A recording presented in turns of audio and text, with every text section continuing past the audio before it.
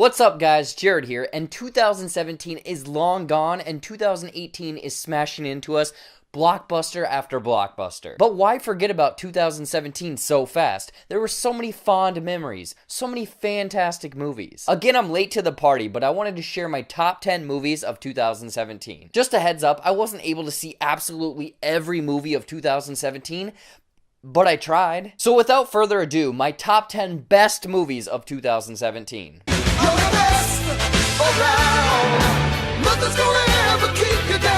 Logan deserves its spot in the top 10 of 2017 because it changed the superhero genre. It went full R, and it wasn't the violence that made it different, but it was this hardened drama superhero story weaved into there. Logan is an older man, he's losing all of his powers, and pretty much everyone he knew before is now gone. He has lived several lifetimes constantly hurting and is basically dealing with PTSD with drugs and alcohol. Even if the superhero aspects were taken out of this movie, it would still be this awesome post-apocalyptic Western film. But the way that Wolverine goes through this movie with absolutely no care in the world to then carrying and protecting X-23 is both heartwarming and heartbreaking. It's a fantastic swan song for Hugh Jackman's end as Wolverine. West Virginia.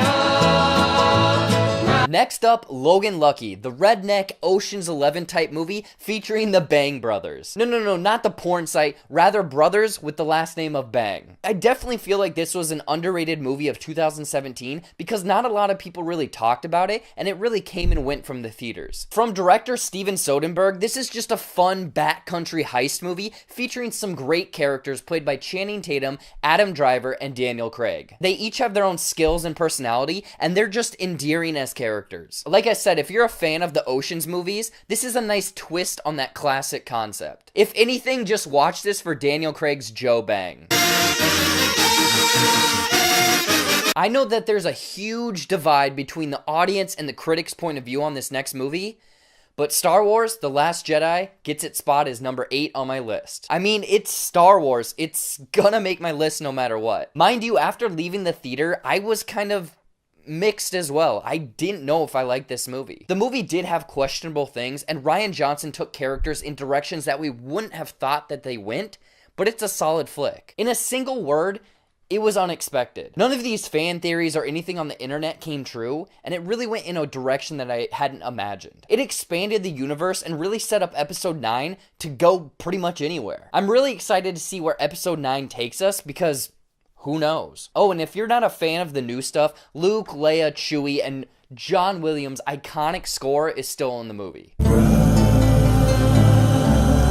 Now, typically, I'm not really a fan of scary or horror movies, but back in March, I had heard rumblings or whispers about this thriller movie coming from Jordan Peele, the same guy that's part of Key and Peele, and I'm like, this can't be serious. This has got to be a comedy, right? That's a whole different conversation with awards and categories. I'm not going to get into that. Anyways, I went out and saw Get Out, and I was floored. Jordan Peele does a phenomenal job with his directorial debut. If I had to describe Get Out in one word, it would be chilling. There's this weird tone. There's definitely a mystery going on. You don't really have any clue what's going on, but something weird is going on. There's definitely racism in the film, and it really connected at the time that it was in theaters. I don't want to say any more, but Get Out is well worth the watch. There's lots of twists and turns, and it really made me think, man, white people are f***ing crazy. I did not.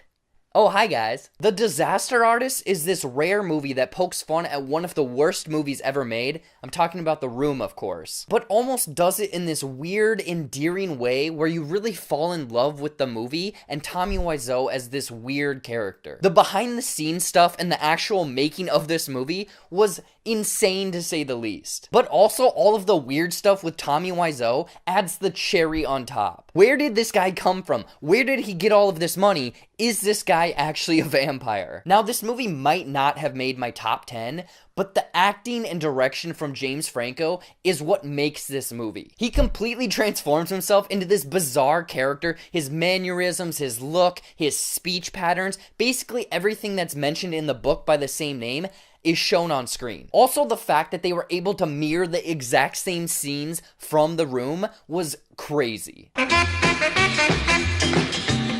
From the title of Baby Driver, you might think that this is a low-budget comedy movie aimed at little children where it's this baby that's a taxi driver in New York City. In theory, that would probably make a decent amount of money, but no. Baby Driver is this fantastic flick from director Edgar Wright and features music, action, an interesting story.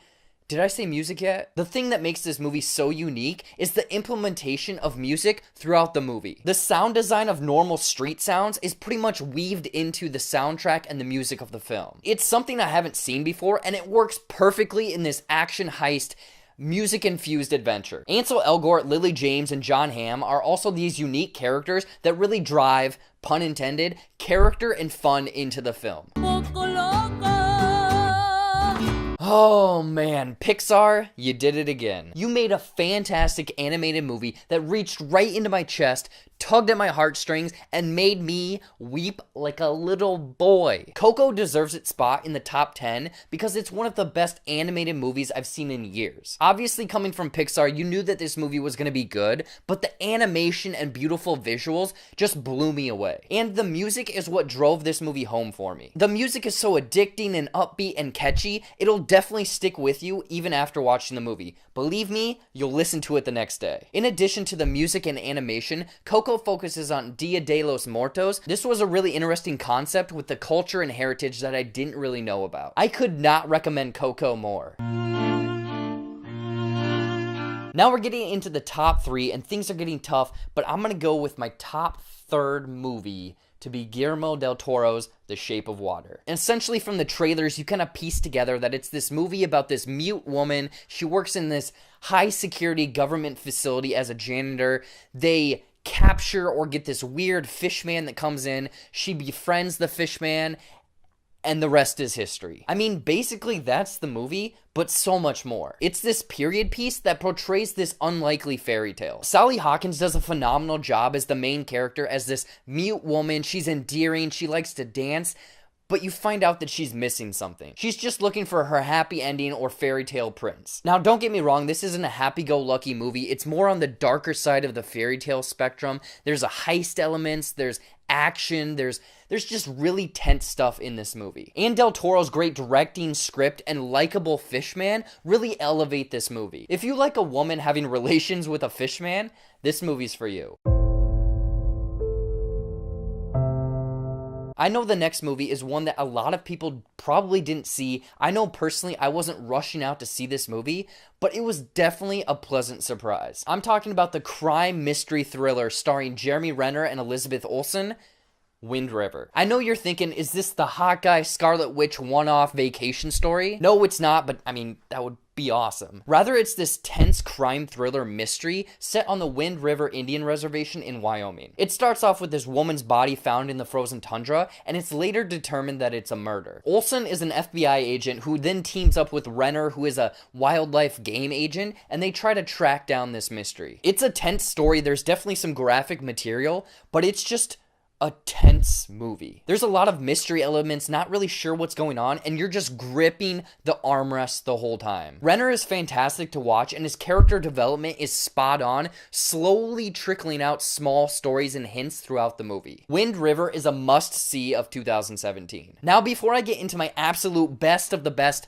number 1 movie of 2017, I wanted to kind of talk about a few honorable mentions. War for the Planet of the Apes was this intense drama-filled end cap to the Apes trilogy. Andy Serkis does a phenomenal job as Caesar and really elevates this movie to make it in contention with some of the better trilogies out there. Thor Ragnarok was this retro 80s sci-fi comedy-driven movie. Marvel really honed in on Chris Hemsworth's strengths in this one and made it more comedy-driven, and it also added in Planet Hulk elements. Taika Waititi did a phenomenal job with this movie, and I hope to see him back in the MCU. Aside from those two, Molly's Game was this high-stakes poker, true life story. The Post was this tense story about the Vietnam War, war secrets, and kind of doing the right thing. And lastly, one of my favorites was Disney's Beauty and the Beast. I love a good musical, and Emma Watson.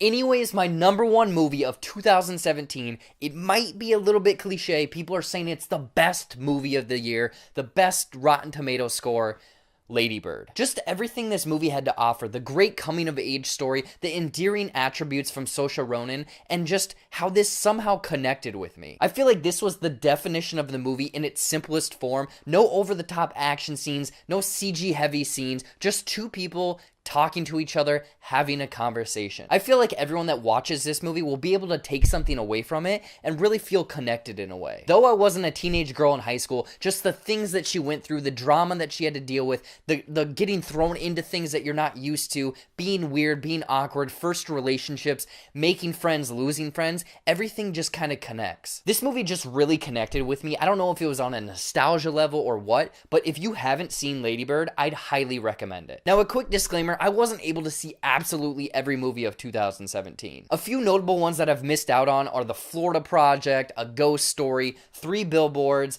I, Tonya, and The Big Sick. I've heard that these are all phenomenal movies in contention for awards, Oscars, all that stuff, so I'm definitely going to check them out when I have a chance. Anyways, what did you think of my top 10 movies of 2017? Were they the best of the best that 2017 had to offer? Or was my list definitely missing some of 2017's heavy hitters? Did I miss anything? I want to hear about it in the comments below. As always, you can find me on the social medias at Jared Buckendahl on Twitter, Instagram, and Facebook. And don't forget to like, share, and subscribe to this channel. Until next time, I'll see you later.